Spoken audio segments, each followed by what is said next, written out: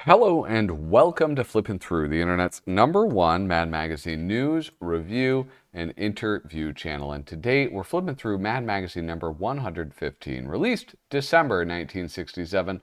Our price, 30 cents, which is indeed cheap. But before we do that, please let me remind you to hit like, hit subscribe, and leave a comment down below. That's the #1 way that you can support this channel. We're flying through the subs. Almost we're at like 870 as of the time of this recording. That's pretty exciting for me. It's yeah, I don't know, feels pretty cool, feels good. So just remember to do that if you like what I do here. If you want to support me in another way, if you're like, this is so much better than hitting like and subscribe and leaving a comment down below, well, you can support me on Patreon, patreon.com/flippinthrough. You just give me a couple bucks. You give me something, I'll give you something. I got stuff to send you, buttons, stickers, etc. Anyway, with that, these are the people that I get to thank right now: Jacqueline Gosling, Reflection of Perfection; Frank Snyder, Misamo; David Strickler; Megan McInerney; Shane Buckley; Bobby Weigel; Cam Hayden; Rob Wilson; Rod Mead-Sperry; Andrew Goldfarb; Casey Orion; Little Cozy Nostril. Thank you guys so much for the support. I hope I can keep on earning it. So with that, let's get right into it, because this is it's an early issue. 115, that's kind of early. 1967, and there's usually a lot of good stuff in these issues. This issue is no exception, but there's a lot of stuff that I personally don't really like that much. Let me put this backwards so a weird shadow isn't cast. Sorry, my hair's all greasy and I'm trying to cover it up. This cover, I forget who did the cover. I should probably have Mad cover site up. But this is a take on Avis Rent-A-Cars. Avis had this whole campaign. They were like it was like Hertz and Avis. And Avis was like, wait, we try harder. They had a whole button campaign to like face off against their competitor. Let me see. Bob Clark did this. How many Bob Clark covers are there? Let me show you. This is what it looked like. These are the cute buttons that they would make. And I kind of like that. I would like one of these. I could probably make that for my buttons. Oh, man. Wish I was smarter. I would have made one of those already. I make buttons. How the hell did I not think of that? All right, so let's get into this. Now, this issue of mine is falling apart. All right, this is a well-loved issue. So, let me just move this over here. Yeah, detached cover, detached back cover, bunch of the pages. I have all the pages, but they're just, I get what I can get, okay? So I'm going for a complete collection, not a complete perfect collection. Anyway, so here, Howling Mad, how sad with that great five-fingered hand. Why is that so hard to do? Probably because how I'm sitting. This is really interesting. The letters department had a lot of vitriol for Mad, and it was all about the America the Beautiful revisited. And so all of these are about it. It disgusted me to read your satire of America the Beautiful revisited. I object to America the Beautiful revisited. Too many of us tend to forget or close our eyes to scenes such as you portrayed and see only the beauty that abounds in our country. Thank you for that guy liked it. America the Beautiful revisited belongs in the trash heap. You guys don't appreciate your own country, do you? I don't know. That's like, politics are hard, right? I thought this one was actually, I don't remember this one. I'm gonna, maybe next time I'm around, try to find that to look at it. I don't remember this off the top of my head. The archive wiped all the Mad stuff. What's interesting to me, though, is this one. I think that this is kind of a pretty good reply. The pictorial, America the Beautiful Revisited. Wait a second. No. Wait, I think I've done this in the thing. Yes, because they use photographs to caption it. The pictorial, America the Beautiful Revisited, was an excellent expression of a lamentable point of view. Perhaps these few new lyric lines will sum up the situation. O literal unto each word thy meager brain doth seem. Hast thou no broad impassioned scope, no visionary dream? Mad editor, mad... Oh, that took a harsh turn. Mad editor, can thou not understand? The song's beauty is an ideal for our imperfect land. I like that one the best because it's like, listen, I do think this sucked, but I agree that we live in an imperfect country and we should strive for more. But I also appreciate that song. I thought that was probably the most thoughtful reply, which probably means that it's the real reply, like the one real letter that they got. I don't know if you know that. There is some allegations that fake letters were sent in. Oh, I'm going to note that. Anyway, Starbleck. I love Star Trek. And this is a great artwork filling this. I love outer space. Like good artists like Mort Drucker, they can make outer space look so cool with black and white. Like they don't need those nebula portrayed in psychedelic colors. They can just have it be beautiful, even in black and white. How about this? This first Star Trek, it ruled. All right. Now here's a question that I'm kind of curious about. For this artwork, it says artist Mort Drucker, writer Dick DiBartolo. Was Mort Drucker doing a Don Martin impression? Or, right? I mean, I can't imagine it's very difficult for Mort Drucker to pull off a Don Martin. No offense to Don Martin, but just saying. Here we have the, 2-against-1 department. This is what the cover's all about. When the Hertz-Avis rivalry gets really gets out of hand. I just realized I'm not wearing my glasses. That's why I can't read. For many months now, the American people have been subjected to one of the most expensive battles in our nation's history. And we're not referring to Vietnam, or to labor strife, or to the civil rights. We're talking about the bitter advertising battle that's currently being waged by Hertz and Avis. And so it's like it starts off, when you're number 2, you try harder, right? You have something to prove. Number 2 says he tries harder. Then who? First off, it should be then whom. Right?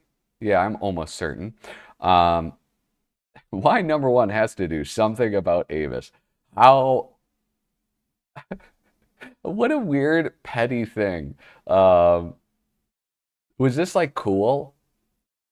Anybody who lived during this time, was this cool to see like automotive rental corporations having beef in magazines and newspapers? So this is when the Hertz and Avis rivalry gets really out of hand. I love this one. And here you can see, I gotta be so careful with this. It's in shambles. Here we have, is number 1 revealing his true self? Pig. Won't somebody change number 2's diapers? Poor, unhappy, underprivileged number 2. All he can do is complain that big, mean old Hertz is picking on him and moan that he tries harder. One thing's for sure. Number 2 cries harder. Reminds me of somebody I know. Who would ever think that an American corporation could behave like a 2-year-old? But the crying can't go on forever. One day, number 2 will have to grow up. One day, he'll have to mature. Then he won't be a sniveling, whining 2-year-old any longer. He'll be a sniveling, whining 3-year-old, which would be an improvement. At least he'd have experience in something. Who shall smite thy tyrant? And then, does number 2 cause cancer? Oh, it's great. Here, sneak peek at the fold-in. Listen, this issue gets worse. Worse in condition, not in what they're delivering to the consumer. Number 1 versus democracy, and then Armistice Day. Here you have Don Martin doing in a supermarket. All right. Oop. Pink clatter. Plink clatter. Plonk. Fagroon. Fagroon. Crumble. Clubble. Fagroon. Clubble. How did he do that? How did he come up with these? They're impossible to say, but I guess they aren't meant to be said. That's my guess. Here we have TV coverage of an off-year election. I am going to go on by this. Oh, you see there's some signs of a splitting page. This one is kind of interesting to me. And my dude Bob Clark. Listen, Bobby C is going so hard in this issue. Some great stuff. One of the things I admire most about this type of artwork, and you see Al Jaffee do it with the medals, right? He would create the little like medals for modern achievements, and it's like, I don't know, taking out the recycling or something like that, or like, you know, your girlfriend burns her bra award, whatever it was in the 1960s. But doing these like kind of black and white embossments or debossing, whatever it is, carvings, what are they called? It doesn't matter. It's really cool to see that depth created. I don't really get how they do it. I don't know. I just like it. I really like it. It's neat to see a drawing of an inanimate object done very, very well. Here's Mad Mintleys. The penny. Your wife is always accusing you of being a pincher of the 1 red cent. Every door-to-door salesman promises his product won't cost you unless you're 100% satisfied. Here's the dollar. Your doctor is always telling you're sound as, even though you feel awful. You're as sound as a dollar. Probably only counts. That saying only counts when you're on a gold standard, I think. The dime that used car dealers always assure you their cars will stop on. The $3 bill. Most of your friends are as phony as. That's fun, though. Don't try to pass me in. Neuman A. Who did this artwork? Oh, Bob Clark. I was just talking about that. Here we have the evolution of dating. This is one of them that I like, but it's just like, it just feels like it's too much. Here you have the arrangements, how to arrange a marriage. I just feel like it's like, and it's not just the words, it's like so much storytelling with words and pictures. The meeting, boom, so much. It's funny. I read it. It's great. The dating, 1890, 1930, and then today. Just look at these like hipster babes just loving their life. The marriage, and then it takes a turn, and this was the most interesting part. It's like it changes in layout completely. It changes, everything about it changes, and it's dating by computers. And I thought this was so funny. Here we have the arrangements. No more selfish parents arranging dates. No more desperate trips to dances and discotheques in search of the ideal mate. For a modest fee, you simply fill out the detailed questionnaire. The meeting. Once a questionnaire is filled out and processed, a meeting is set up for you with a person of the opposite sex who most closely conforms to what you desire in a mate and who shares the same interests with you. From the very beginning, you two speak the same language. Hi, you must be Carol Kemper. I'm Henry Trask, your computer process date for tonight. Hi, my favorite color is blue. I like chocolate pudding, dogwood trees, and makes my nose itch. I enjoy bowling and visiting night court. Earthquakes depress me. I go crazy for neck rubs. I'm a liberal Republican. I've got an impacted wisdom tooth, and I suffer from postnasal drip. Gee, me too. Um, it's kind of funny to me the way that they predicted this.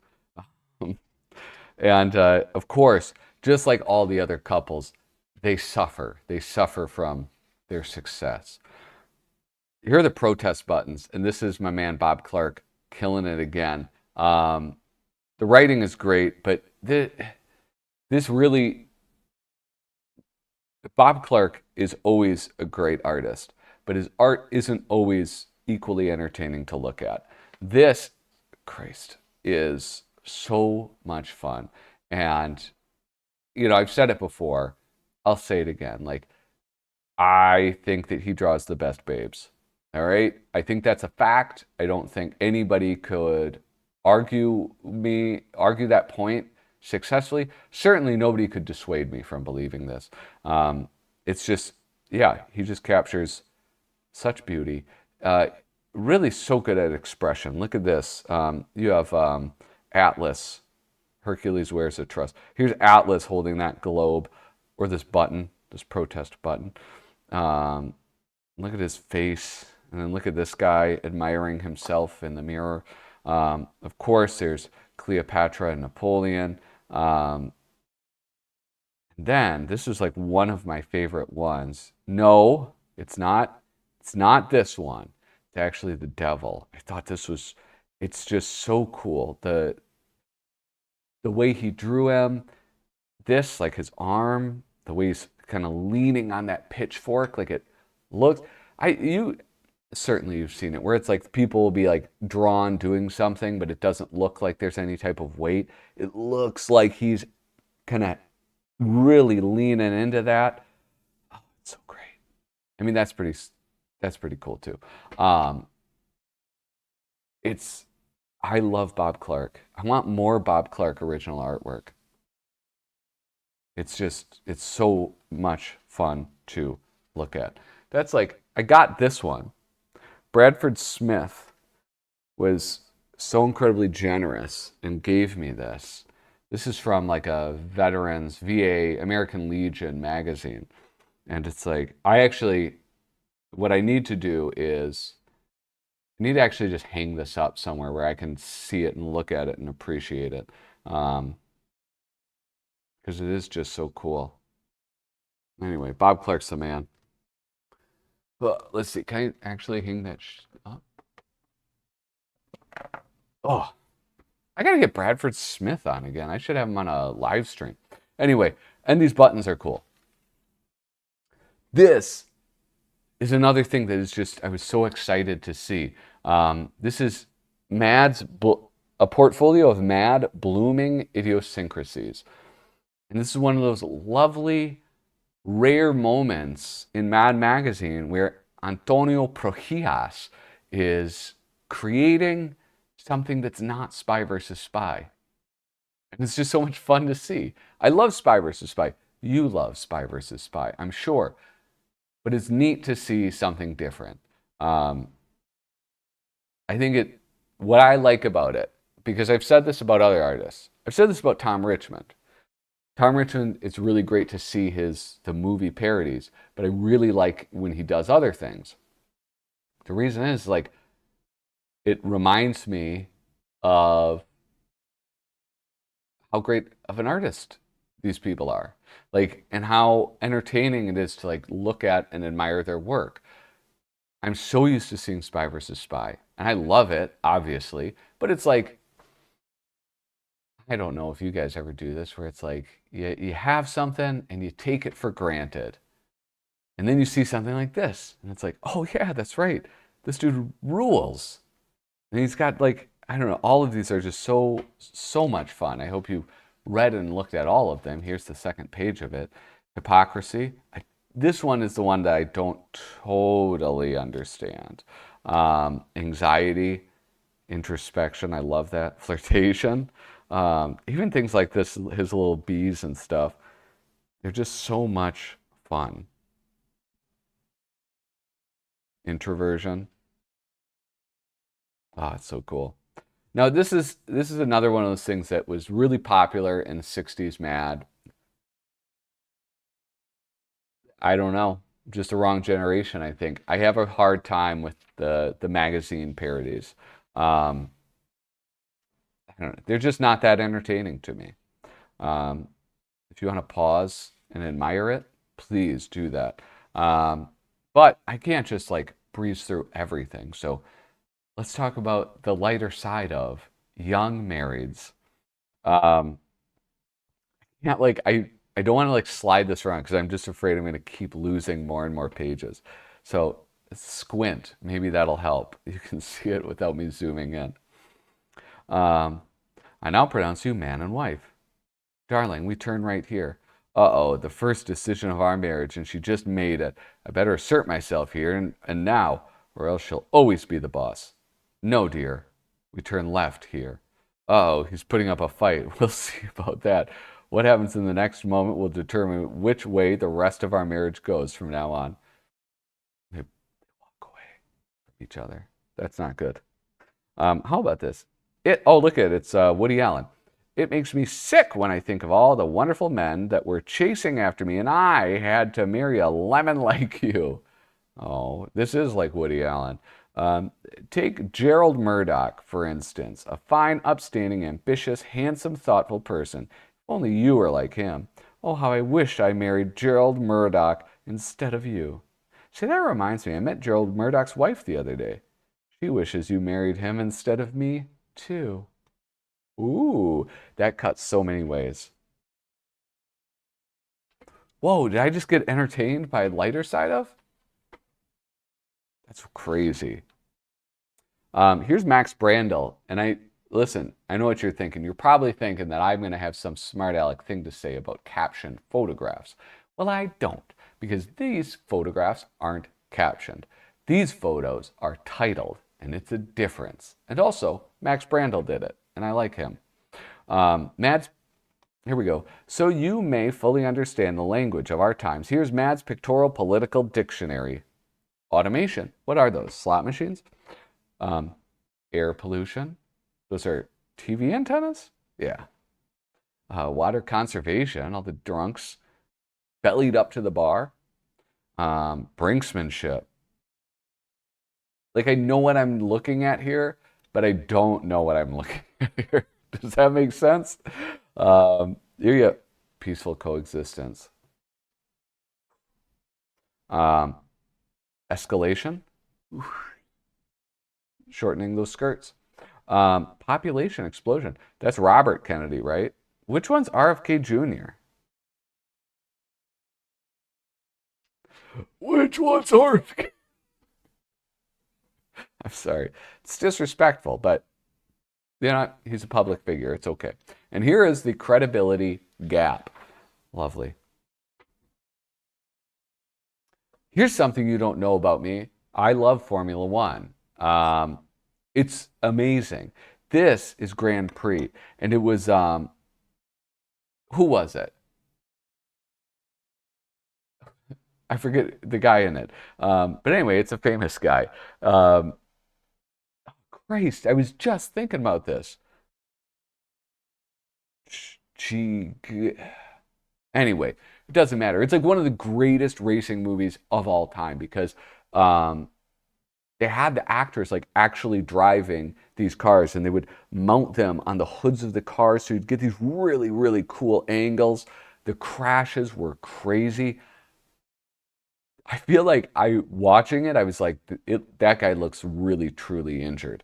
It's astonishing. And they filmed on location at like Spa and Monaco. Just really, really amazing stuff. If you have even a little bit of an interest in racing cars, um, I think you should check it out because it's really a great film and possibly one of like the best racing film ever made. So oh look at here it is there. It's like little slot cars. Garner, James Garner, right? That's the one. Yes.